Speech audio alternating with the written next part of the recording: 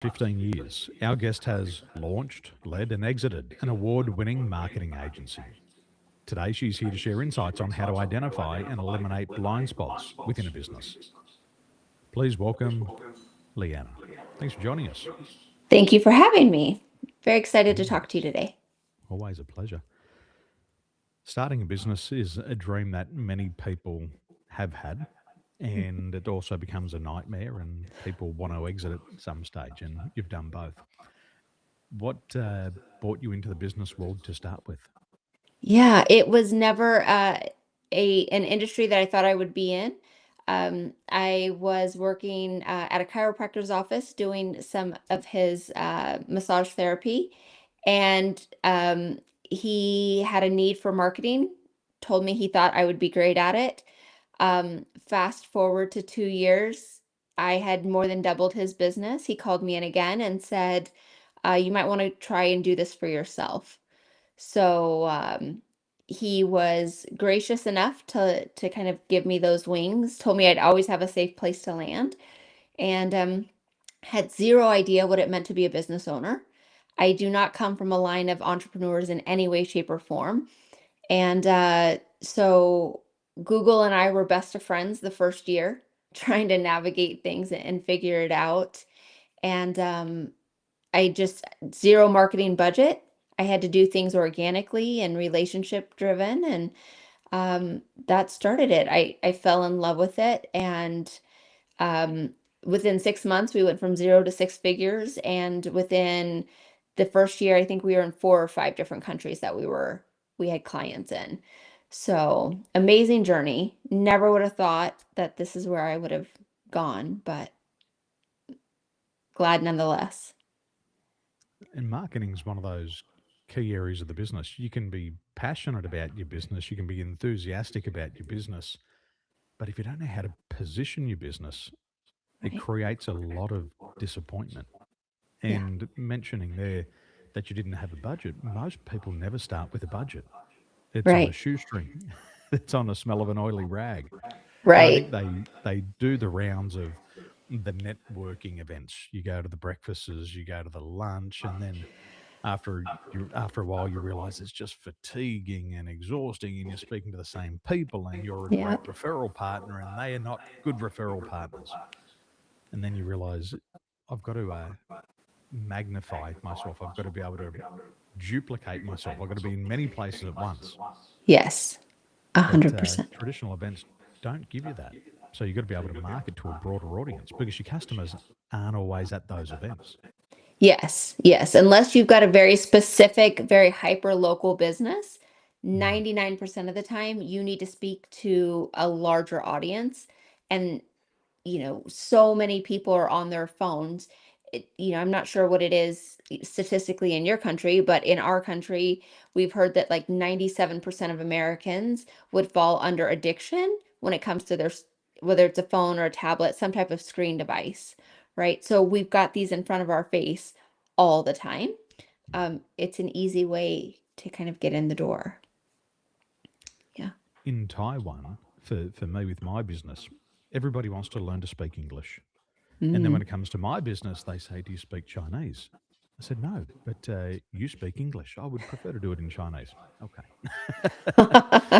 So for my business, my market is not here. My Mhm. market is 10,000 kilometers away.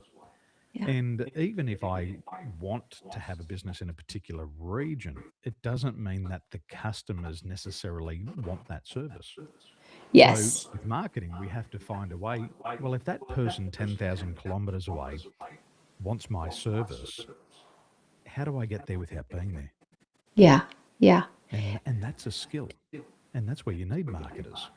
Yes, it has changed exponentially in the last, I mean, every year it felt like we had to reinvent the company, right? Because things were growing and changing, and, you know, there were new platforms. When I first started, there wasn't really Instagram. People were kind of on Instagram, but not really, and all of these different things. So Instagram, then TikTok, and, now with the introduction of AI, um, honestly, I just knew that I'm good. I had 15 years. We just literally won. business of the year through through the local chamber here. And I said, I think I'm good. I think all the boxes have been checked, all the goals have been, kind of met. I didn't want to reinvent for a 16th year in a row. Mm. And so we decided to go ahead and let go of that business. When we took it to market, we worked with a broker and they said, expect it to take from anywhere at this price point from 6 months to 12 months before we even get really kind of an offer. I think 2 weeks later, we had an offer that was over asking with a 30-day close. So I exited out way sooner than I expected. But it was an amazing journey. Sounds like my wife's pregnancy. She said, Oh, "Get it out as quickly as you can. Get it out." yes, I She just wanted want to to be be pregnant done. and then wanted to Yeah, be done. yeah. In When people start their businesses, I think there's a lot of confusion around advertising Hmm. and marketing. Yeah. How do you define the two so that people understand the difference? Yeah, that's a great question.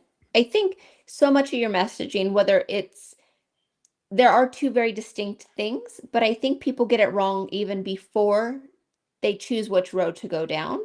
And that's they tell people what they think, what they want other people to know. They don't tell them about a problem that they solve or what a result is, right? So, marketing, I think, is telling your brand story, right?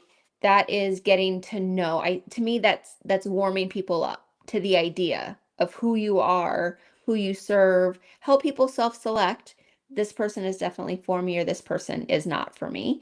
Um, Advertising to us is very specific. It's one specific product, it's one specific idea, something that you want to ultimately sell them, right? So I say that marketing is much more full circle where advertising is just very narrow, very targeted, very specific. Mhm. A lot of people who are starting their businesses, I believe that their message isn't clear enough. No. They talk about what's going into the product rather than what it actually does. And once they start to describe what it does or what benefit, result, improvement, or transformation it offers, people start to buy really quickly. But when Yeah. they get caught up in the technical component, well, we put this in and this and that, people's left brain goes Yeah. freeze. Yeah. I mean, who cares? Like, I ask myself when I'm writing copy, who cares? Mhm, Do they need to know that it's a 15-step process? Or do they know at the end of the day, they don't have to worry about this problem that they've had? mhm. Right. And the second you ask yourself, who cares? It sounds kind of cold, right? But honestly, when you ask yourself that question a couple of times, that's when you get the message that converts and you've got people going, "Oh, I need your services." And the sales cycle becomes so much shorter Mhm. because you're talking about the end result, not the how. I don't need to know the how. If I knew the how, I could do it myself. I don't care about the how. I just want to know what am I going to get out of it at the end of the deal, right? Like consumers typically are very selfish. They want to know how is this going to serve me? How is this going to benefit me? And why am I going to exchange my hard-earned money for this service? So if you make your messaging focused on their results and how their life will change, it becomes a no-brainer. A little bit like public speaking, isn't it? Just a little They're bit. there. They're there to come for the public speech, to learn something about themselves and to take away for them. Not Yeah. about necessarily hearing about all of our life's ups and downs. Yeah. It's like, well, okay, good for you, but what's in it for me? Yes. Yeah. I'm But what here about for, me? what about me? I'm here for me. What am I going to do at the end of this? Am I Yep. going to get some entertainment? Am I going to get some new knowledge, some new skills? What's in it for me? Yeah. I think once people understand that, it's like, oh, my story is important, but not on this platform. They can find it Yeah. in other areas. Yeah. But Yep. you've got to be able to learn how to craft these things. And that's the skill of having a marketer on your team is to say, okay, you're the technician, you're the expert. Now let's craft it in a way that the customer actually understands what you're doing and says, yeah, I get it. I need that. I want it. Uh, and I'm prepared to spend that money.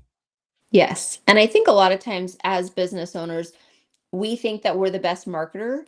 I think sometimes we're the worst Terrible. marketer because we're Terrible. so passionate and we want to tell the story and we want to give the why and all of the history that nobody cares about, or most people, I would say, don't necessarily care about. When you have a third party, either as an employee or an outsourced service, whatever that looks like, they take the emotion out of it and they can see, okay, here's what our clients are telling us they need. This is matches the service we provide. Let me just kind of make that connection in a Mm, much more organic, less aggressive way, right? mm. And it Here's converts. my 15-page website. I've been studying this product for 15 years. I'm going to show you how smart and intelligent I am. And you got to force it down their eyes Yeah. and you got to read all 15 pages before you can click buy.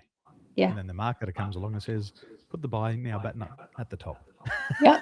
That's it. And the results go whoop, through the Yeah. roof. Right. Yeah. Yeah. And these are blind spots we have as business owners. Yeah. It doesn't a blind spot doesn't mean we're bad. I was in America years ago and I hired a car from LAX and I drove down to San Diego. And for me, I'm driving on the wrong side of the road in a foreign country in a car that I've never driven before. And I put my indicator on to turn left and I look in the mirror and there's nothing there. And all of a sudden I change lanes and then there's a motorbike right there. Oh no. So I swerve back in the other lane and there's a U-Haul truck in the other one and everybody's flashing lights and bipping horns. And I think, gee, I must be a bad driver. And I think, I'm not a driver. I just had Yeah. something in my blind spot. Yeah. Yeah. And That's that's that's business owners. exactly it. And as owners, I think there's a belief that we automatically know what's best for our business. Mm, And that's not necessarily true, right? We're so busy doing the accounting, the service fulfillment, all of the things, the HR, every aspect of business, especially when you're new. Um, it just kind of becomes part of us, and we have an idea that only we can do this. mm, No one can do it better than me. That creates so many blind spots because you don't know what you don't know. And you're like, man, I put this post out and it's dying. Or I have this amazing website that is 15 pages and I tell everything, and why isn't anyone buying? It's because you're in your own way, right? You're missing the point because you're too close. You can't see the forest because of the trees, you know? mm. What's wrong with this audience of people? I show them my product, I show them my service, I show them my testimonials. They don't like, they don't comment, they don't share. But I Yes. put a picture of my dog on there and 100 likes come up and Yep. 25 responses. Yeah. Yeah. Yep. Yeah. And sometimes that's the best giveaway. Yeah. It's like with my audience, I can talk about everything that I do technically and nobody responds. But you put a photo of your dog or your kids up and you get a million comments. Yeah. And you go, oh, people are watching. Yeah. You're just not saying things that they want to hear all the Mm, time, all the right? time. Yeah, not Yeah. everybody needs your service every day of the week. Yeah. And I learned that years ago with a company in Australia called Jetstar. They're an airline. And what the CEO was talking about, they said, we don't really care if people watch our ads. We don't care if people read our one page advertisements in the magazines. We don't care if they look at our text messages or our emails. The only thing that matters is that they see our business name and Yeah. it's just an impression. So if they Yep. scroll through social media and see Jetstar, that's an impression. If Yep. they open up their email and scan past our email spam message, that's okay. Yeah. It's an impression. And Yeah. all of those impressions count up. And I think pre pandemic, I was looking at my business, and in my business, it was 35 impressions we needed on the customer, or 35 touch points, and they needed to consume 7 to 8 hours of my content Mm. before they were joining a program. Yeah. And once I understood those metrics, once I understood those numbers, and I thought about what I learned from Jetstar, I was like, I'm going to get busy creating content. If Yes. that's what they want, if that's how they buy, and I'm putting things out there daily, weekly, monthly, it all has a purpose. And the Yes. purpose is to fill up that buying criteria. Yes. 35 impressions, 8 hours of content, show up in the program. Now it's Yes. working. Now I'm motivated to do it. Even if there's no clicks or likes, Yep. it's And I all cumulative. Yeah, and I think that that's an important thing that people miss. When they see impressions, they think every impression should equal a sale. It's not. It's every time it's that brand recognition. And when they do need your service, wait, who did I see? I've seen them online all the time. We hear that all the time. There's a company, I can't think of who it is. Hold on. And then because you're consistent in their feed, it's really easy to find. Mm. And understanding that it is a process, it's fantastic that you know exactly how many hours, because you can also predict how many people are going to come into the program. It's easy for you to kind of figure out, okay, this next quarter, we have half the people are at hour 2, a quarter of them are at hour 7, and a quarter of them are at the first hour, right? So you can kind of predict, okay, more than likely we're going to have a really good next quarter, or things are slower. I need to amp it up so that more people start the process. Mm. And content today, content creation, I think for a lot of new generation people who are very artistic and expression, like to show expression and very right brain, they can get very creative with their content. And it's like a podcast. I started podcasting when I left my corporate career, and I started to podcast in 2013. And I said to myself, I'm not getting the views that I want. It's not that the content's a problem, it's probably the delivery at this stage. It might have been too early for people to understand what podcasts were. So I would do a good podcast, I would take the content, and I'd make a chapter of a book. And after 12 podcasts, I had a book, Love it. and I didn't have to write the book. I just transcribed it and got a ghostwriter to polish it off. Then I took that book and I gave it to business people, and they went, "Oh, wow, this is really good." Now, they didn't read it from cover to cover, they just read what was important for them. Yeah. And what I knew was that the content was good because it would convert them into a program. Yes. And so instead of having a business card, I had a book. So when I met people, I said, "Here's my book," rather than "Here's my business card." I And what love I that. learned about was with a business card, people don't know what to do with them. They go in the top drawer. They feel a little bit guilty, and it works its way from the top drawer to the bin. Yeah. But with a book, there's a lot of guilt because you write to Leanna, "Great to meet you. May this be your best year yet." It's my dog coming to say hello. And you give them a book. And now the book is really hard to throw away. So they Mm. put it on their desk and then they put it on their bookshelf and it sits there as a reminder. Yeah. And if I you get love that. creative, you can write books. And I've written about 20 books, and it's all come from other content that I've created. I don't want to sit down and write 13 chapters. No. I No. want to deliver great content in my tone and Yes. repackage it. Yes. And those things with marketing, you can just keep rotating them around and around. And there's going to be themes. It might be a theme right now that people are really driven for sales. So I've got a book on the shelf and it's called Win Sales Now. So when that problem needs to be solved, this marketing program's good to go. Once that's solved, people start to get stressed. So let's offer them mental detox. And then between December and January, everybody wants to set goals for the new year. So you bring Yep. out the goal setting book again, and Yeah. away you go. And those Yeah. things last a lifetime. Yes. Yeah. Doing things in a way that is uniquely yours and authentic to who you are, right? That's so creative. Mm. It is definitely something that would make people stop. And you're right, it's not going to go into the bin. It is something that it's going to sit on a shelf. But when I'm struggling, if I need help with, the newest funnel or whatever, my first stop is to look over to my bookshelf. What do I have? Right. So that's brilliant. I love that. I love that Mm. idea. And they're easy things. And if people aspire to be a writer, I think the biggest blockage for them is the writer's block. Yeah. Sit down and write a chapter. Oh man, I don't want to do that. But if I could talk to someone about what I do and let it flow and press record, Yeah. problem solved. Yep. And Makes that's it the beautiful easy. thing. Makes it Makes so it. easy. Yes. I was looking at some metrics on my videos the other day.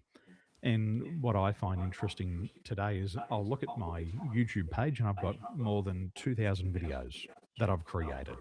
Wow. And I look at the shorts, these little 90-second ones, Yeah. and every time I put one out, it gets 1,000 views. Yeah. So that's 1,000 people. Now, it might look small because it says 1000 on the screen, but you've got to ask yourself, what would it be like standing in front of 1,000 people? Yes. A Absolutely. thousand eyeballs looking at you in one place, that's a massive audience. Yeah. It's Yeah, and huge. it shouldn't be taken lightly. I know people think that they want to go viral and things like that. And we would talk to people about, are you really prepared for even for what that means? You have no Mm, idea what that means. mm, If 10,000 people wanted to sign up for your program tomorrow, what would happen? People are like, "Oh, I can't." Okay, we're not let's get that consistent mm, 1,000, mm, right? And let's put them into that buy-in cycle so that when they are ready, it's a slow, steady pace that you can keep up with. Because there's yeah, nothing worse than blowing someone up that's not ready. mm, And then now you've got poor reviews, your website crashed, I can't buy. Now you've lost trust, and good luck rebuilding that trust, you know, in an efficient way, right? It takes yeah. forever. And there can be a lot of vanity in those metrics. It's like, I went viral. Yeah. I got 1 million views. Excellent. How many people joined your program? Yeah. At the end of the Yeah. day, I would prefer 100 people watch my video and one person join because my customers tend to stay for life. My consulting clients have been around for 14 years. I Love it. don't need 1 million views Yeah. and nobody purchasing. I'd rather have 100 views Yeah. and they're in front of the right people and one person puts their hand up and says, you know what, this is what I want. Yeah. That's perfect for me. My business is limited to the amount of people that I can work with. I run out of hours Yeah. and I Yeah. don't want to do a group program, and not everybody wants to do a group program. Right. Some It's a people very prefer to do, specific.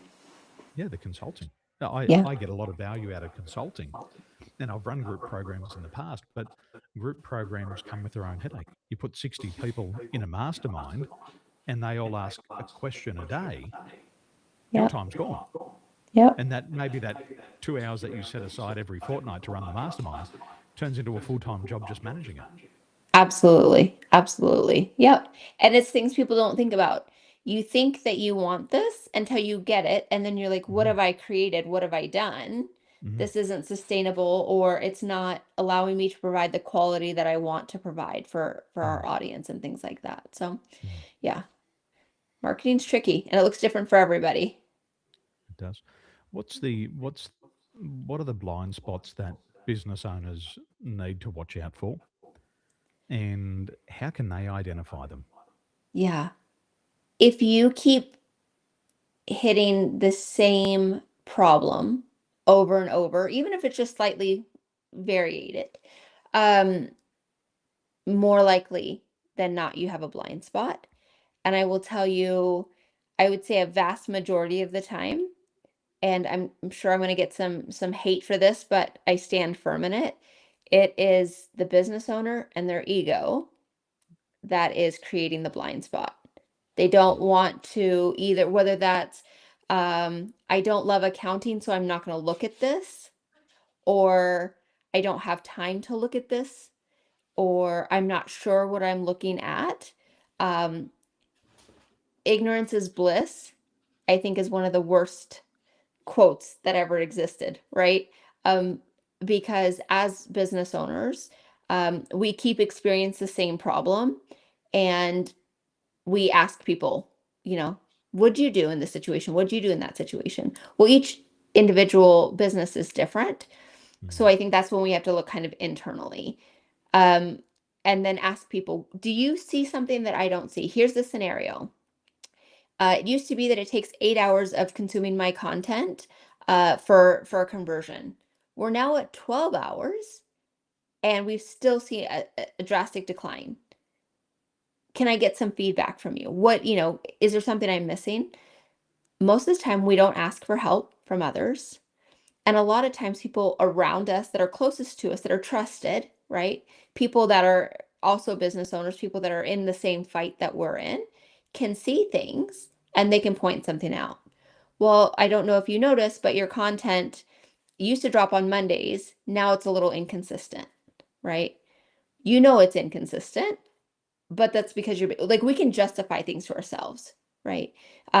It's inconsistent because I got super busy. Sounds like a great problem, but it's something that you wouldn't even think of certain days or times, or maybe you were consistent in writing books and now you're not, or the content has changed, right? It needs to be updated. And so, looking at what do you keep butting your head up against over and over again, um, is always an indication that there's something that you're missing.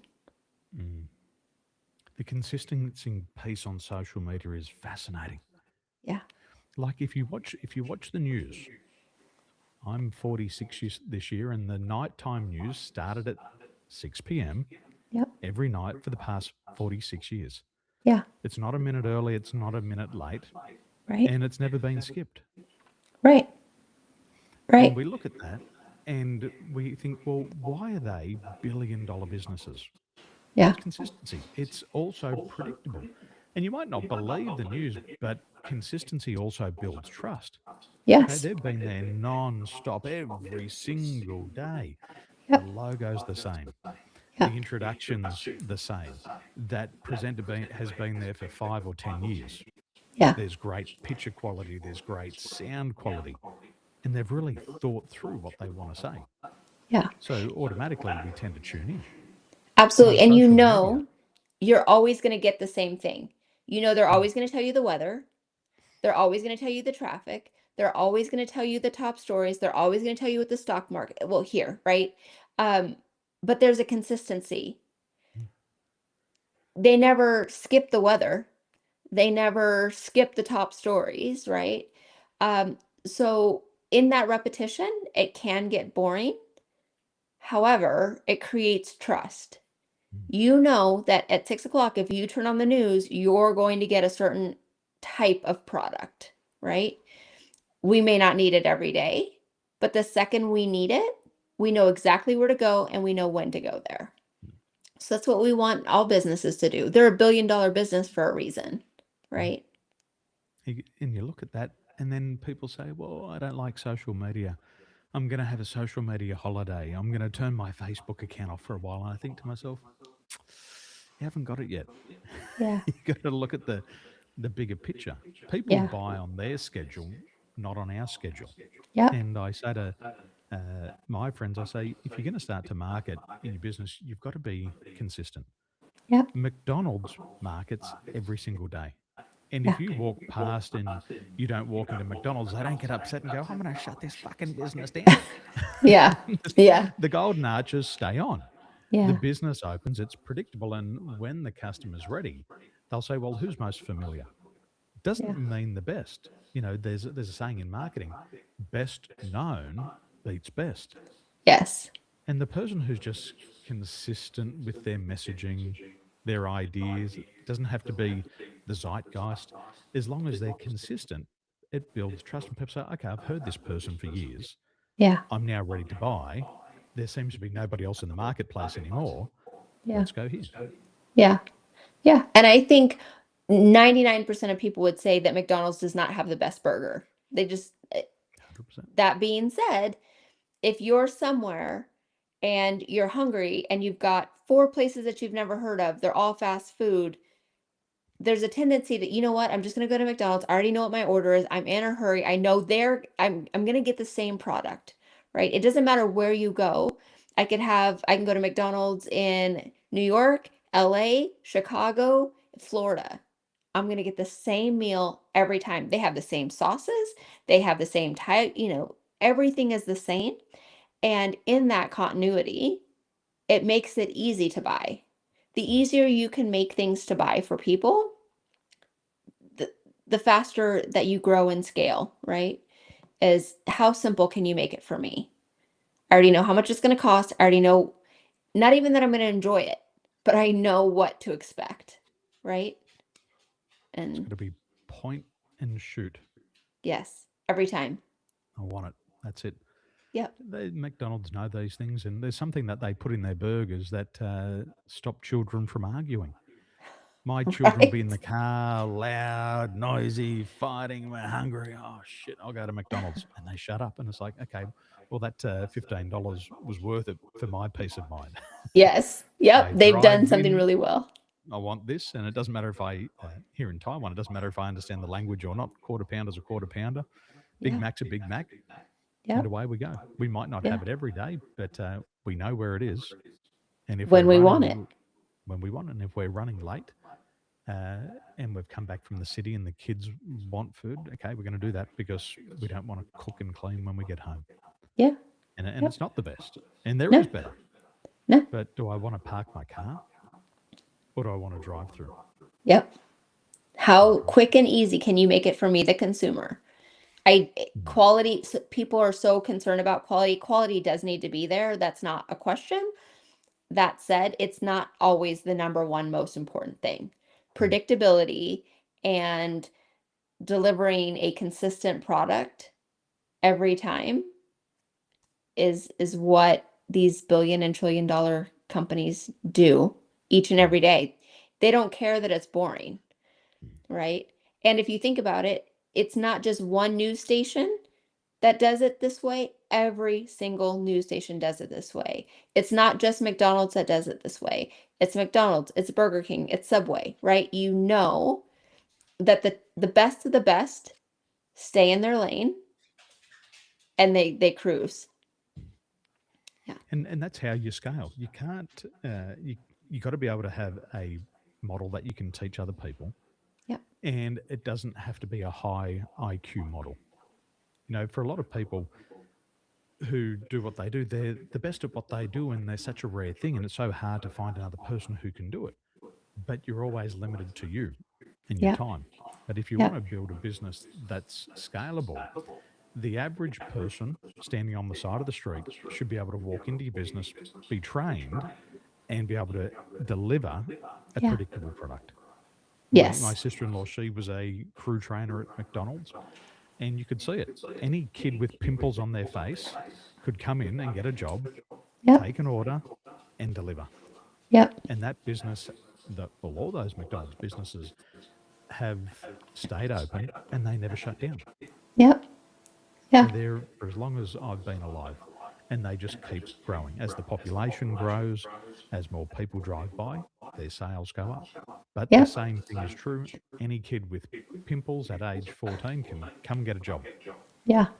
and they Yeah. can take them through the ranks, and they can keep those fees low because a lot of high performers, they want their 250 or $300,000 per year, but a business can't always give that to them. No. But finding 10 people to work at $75,000 a year is a very different story. Yes. Absolutely. Absolutely. Yeah. Can do that. You know. Now, where can our people find more about the work that you're doing and to learn more about scaling and growing their businesses? Yeah, absolutely. So all of our social media handles are DeBellevue Consulting.